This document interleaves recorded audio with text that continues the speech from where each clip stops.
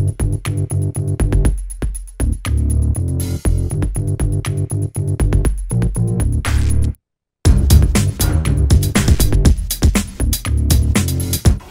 guys, Luke here, and we're in Sydney celebrating the launch of Star Wars The Old Republic.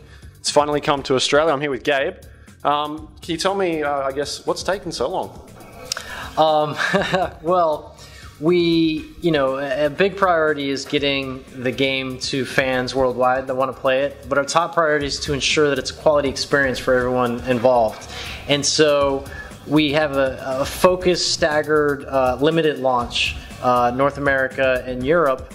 And we open more servers as the demand dictated. We collect the data, set up the infrastructure. It's quite a deal to deploy all the different servers and the build everywhere. And when we had it solid and a good amount of data, it came to be just the right time to do the Australian, the Asia Pacific launch. Yeah, I guess the Australians were very eager to get their hands on it, and we kind of hijacked Swiftshore. Yeah. Were you guys prepared for that at all, or did that take you by surprise? I mean, it didn't take me by surprise. I guess I'd have to ask some of the other sort of live producers or whatever. It didn't take me by surprise at all, and I happened to play on Swiftshore as one of my mains. I bet you love those queues. And so it's like I was really pushing for the Aussie release so I could avoid the queues. Yeah, they were crazy sometimes. It was great. I'm just kidding, but yeah, no, it's definitely a very popular server. Yeah, and we're going to be allowing the free transfers for anyone who had a character February 28th or before that labeled themselves as in one of those regions: Hong Kong, Singapore, Australia, or New Zealand. And locally, you guys are doing something different that other MMOs haven't really done.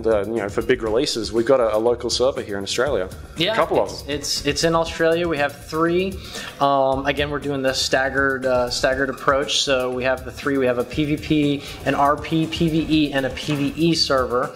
And as demand dictates, we'll take another look at it and expand them as necessary. But everyone can enjoy the low latency and the ping rates, the better ping rates. Looking at other games for inspiration, where did you kind of draw that for your PvP and Flashpoints and Operations? What other games did you look at? Or was that kind of your own little thing you put in there? Well, as far as the PvP goes, we obviously like FPSs and other MMOs are all influence it, and we wanted to see what was when we joined the team. We wanted to see what was the sort of BioWare take on MMO PvP, and the first thing that came to our mind was just like immersive, because that's like the key word with a lot of the BioWare stuff: immersive storytelling, immersive characters, etc. So how do we make the PvP experience immersive? And the approach was, putting players inside of a scene and having all kind of visceral cues as opposed to like abstract cues with like points and things like that. I mean, those things still exist there behind the scenes, but when you're in Alderaan, for example, you fly in on a ship, the enemy flies in on a ship, and if turrets start hitting your ship, you've got to get to those turrets and turn it on the other ship, and as damage accumulates and they crash and go down. So the inspiration was just to have an immersive kind of experience, which is influenced from the core BioWare tenets. But obviously an evolution. I mean, the game within the genre, it's an evolution. It's not necessarily revolutionizing, much like one FPS from 1 year to the next year. They didn't change what an FPS is because people enjoy FPSs, but the fidelity was increased, the gameplay mechanics are more fine-tuned, etc. And that's what Star Wars: The Old Republic is. It's an evolution of the MMO, and that was the approach.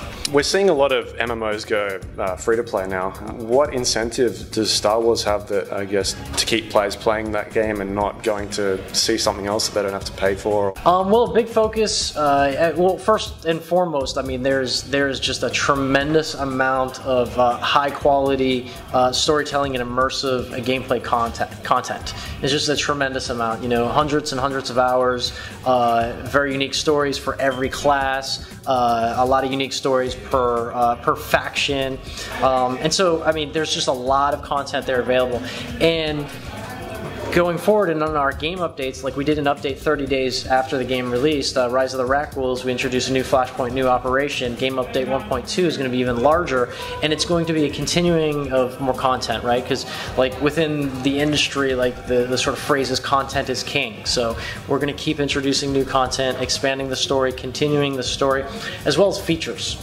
Introducing new features based on player feedback and metrics we pull, and stuff that we know that the MMO community wants, or kind of MMO staples, like customizable UI. For the PvP, there's been a tremendous PvP participation in the game, so we're introducing a sense of competitive measure with ranked war zones, things of that nature. Okay, and the legacy system, as soon as we jumped in, we saw that there, but it was kind of in the background, we couldn't really play it. Can you talk about what we could expect from that? Sure, yeah, so I can talk about it a little bit.